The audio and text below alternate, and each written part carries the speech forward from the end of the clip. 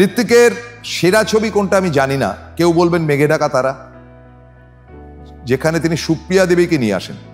দেখুন, সুপ্রিয়া দেবী ভালো পরিচালক বলতে সত্যজিতের ছবিতে তিনি কাজ করেননি, মৃণাল সেনের ছবিতে কাজ করেছেন বলে আমার তো মনে পড়ছে না, কিন্তু ঋত্বিক তাকে দুটো ছবিতে নিয়েছিলেন এবং সুপ্রিয়া দেবীর কথা শোনা যায় যে ঋত্বিক কান ধরে অভিনয় শিখিয়েছিলেন যে এইভাবে করতে হবে।